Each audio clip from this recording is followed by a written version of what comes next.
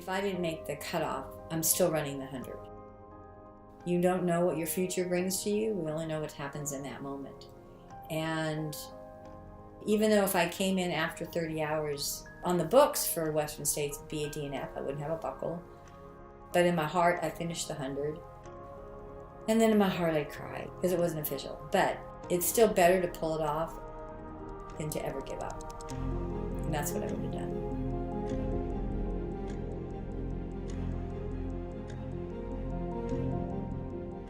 Hello, I'm Bonnett Natraj. I'm 61 years old, living in Auburn, California, the wife of Bonnett Natraj. I have 3 beautiful children, 4 grandchildren, and happily retired. So the whole purpose of wanting that finish is because after I was accepted in the lottery for Western States, I was dead set on entering in the Grand Slam, which is considered of 4 tough runs. And it starts with Western States. And so it consists of Western States, Vermont, Leadville, and Wasatch in that order for the next 4 months, June, July, August, and September. Back in 2015, I was introduced to the Grand Slam because I entered Western States, and a friend of mine said, hey, have you ever considered the Grand Slam? I'm like, oh, that sounds interesting. So I entered it. I just had an amazing year. I ran states. Vermont, I PR'd. I had my first 24-hour 100-miler. Leadville, I pulled it off just because that's all in altitude. Wasatch I had done before, and I was just feeling awesome when I started. I felt at the top of my game, but it came to a halting stop at mile 10 when my foot went into a hole and the trail collapsed and I broke my ankle. So that was pretty extremely devastating. And I told myself whenever I get into states again, I'll attempt the Grand Slam for a second time. My passion for adventure, I started in biking. It was just intriguing listening to people's stories, and I always wondered if I could do that. Where I got into a very long distance biking and 1,200 Ks. Biking world, I did Paris. My next goal is to try Kona. So I do Ironman, and it's just experiencing the world and seeing how much can I do. The thought in my mind is, so when I die, I don't want to die saying, I wish I did. And I'm not.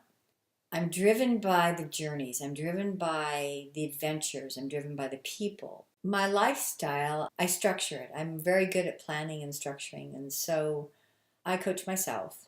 And I look up plans and I do training peaks. I write out a plan. Since I've retired, I've learned how to reschedule my days. I don't have to get up rushing in the morning. I can get up and have that couple hours to myself where I sit quiet, I read. I feel great when I exercise. It gives me more energy for the day. So it's pretty self-motivating. Probably the gift of my life is to have met my husband and the magic that brought us together. And the fact that we both came from ultra worlds. He was a long-time ultra runner, 100-milers, and I was a cyclist and just tapping into the ultra world. And how our relationship has developed and been challenged through so much. Just the unquestionable support that he gives me and that I give him. So we ran hundreds together. If we don't run them together, we crew each other, we pace each other, we support each other. And it's just been an amazing life, better than a dream. So Paul is got to be my closest sibling, and we have always been just super bonded. And he started off running hundreds way before I did, and I thought it was pretty ridiculous. Well, now I do it. And it was really awesome to have him finally come out to pace me at Western States, because I think he's ran it 4 times, and I've crewed him 3 of those 4 times. The energy and the support and the family that develops on these aid stations. The aid stations are manned by the same group of people every year, and people love doing that. But Western States has such a reputation of being family, and it's just the energy that comes behind it. And so I've been on Western States course since 97. And then ran it my first time in 2011. and you just get hooked. In Western States and in any 100, when Natu crews me, that's my goal, is I'm excited to get to him. Just to get to be able to see Natu and share that time with him and just know that he's out there for me. If I'm crewing him or he's crewing me, it's our gift to be able to be helping each other out there. And the major points are Robinson Flat, Michigan Bluff, Forest Hill, Greengate. I know Natu's going to be there, and that's the inspiration of getting me there. So when I started the race, I was feeling amazingly awesome. I felt ready to start it. I was excited to start it. It was kind of surreal. It was my third beginning of Western States. I really thought I could pull off 27 hours something. But what the trail gave us between the top of the escarpment and Red Star Ridge and past Red Star Ridge was just brutal. The snow was hard packed. We were skiing through it. Then we'd be dumped into mud, and the mud was slushy and sucking off our shoes and up to my knees, and the trails were just destroyed. Then after that we had heat. But I knew going to Duncan Canyon was at a good long downhill, and I was hopeful to make up my time there. I think when I got into Duncan Canyon, I was still 20 minutes under the cutoff.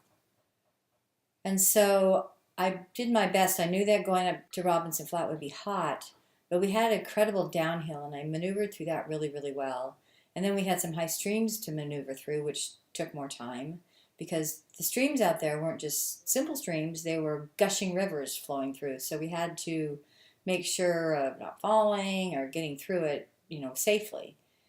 And then the climb up to Robinson Flat, Natu, Paul grabbed me and changed out my bottles, changed out my hydration pack, gave me my food, did everything I asked, and we changed my socks. So that cost me 5 minutes. And so now I'm back to being 15 minutes from the cutoff. And I got myself pretty comfortable with the downhills, but the climbing was getting to be a bit tattered. The first part took more out of me than I thought, but physically I was in really good shape because I wanted to be in really good shape to get to Forest Hill to run the downhills. So my quads weren't trash, but my feet were blistered, and that's something that I was trying to avoid, but it was really hard because it was so wet, so muddy, so slushy, so icy. But at Painted Rock, I was crying because I wasn't believing I could make it. Luis Escobar was up on the trail taking pictures and told me that I was going to rock it and I was going to make it. Natu just supported me. And just that bit of inspiration is just part of our strength in our relationship. So I think it was before I got to No Hands Bridge, Paul told me I was in the golden hour. And so Western States, that's kind of the most exciting hour, because you have those people who go into the next day and who pull it off to the last minute. So the golden hour is between 10 and 11 o'clock in the morning, and 11 o'clock is the cutoff. At No Hands Bridge, you really don't know what is going to happen. You don't know the heat, because when you come out the bridge and the climbs and the elements that may come upon.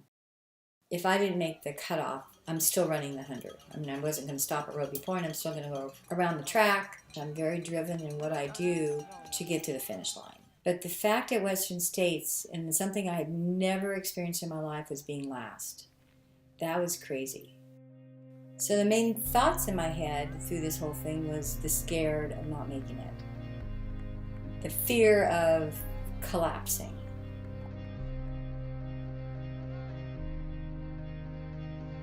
My head was down, and I was determined to just drive myself. And so the whole drive was to get to that finish line. Because I'd gone that far, I pushed so hard, and I put so much effort into this, I wanted to finish. I wanted that buckle, and I wanted to finish. Drive. Drive. Come on, you gotta drive faster than that. You have to walk faster than that. And I didn't know what time it was. I didn't know how much time I had. People were yelling at me. And what I mean by yelling at me, they were really encouraging me. Their energy was pushing me through.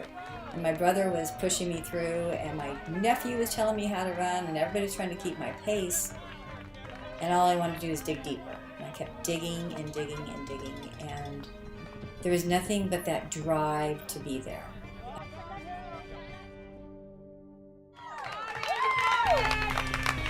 Come on, go.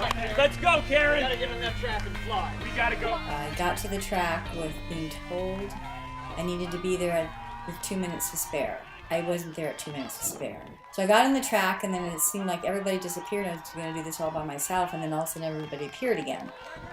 When you enter the track, you can't see the countdown. So you have to run along the full side of the track until you come around the turn, and then you can see the countdown. I don't remember what John Menninger, who was the commentator there, was saying about what time it was, but I could hear the crowd of people on the other side screaming me in, and the energy just resonated in the stadium at the high school there.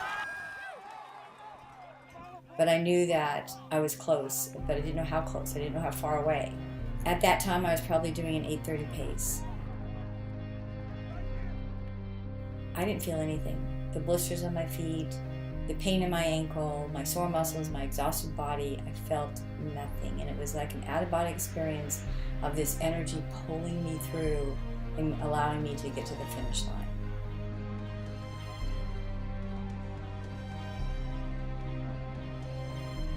But I didn't know for sure if I'd finish on time until I came around the track. And when I did, I finally saw that it said 29:59:34. And I had, 100 yards to go.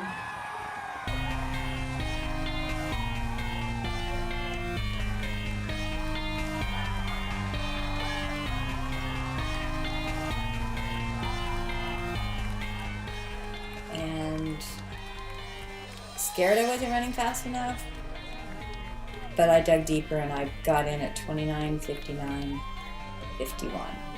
It was an amazing feat to feel that.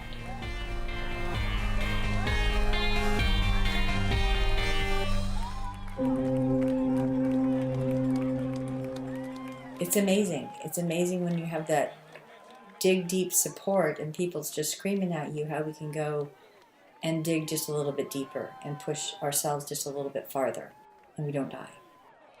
You are so awesome. We made that. We made that.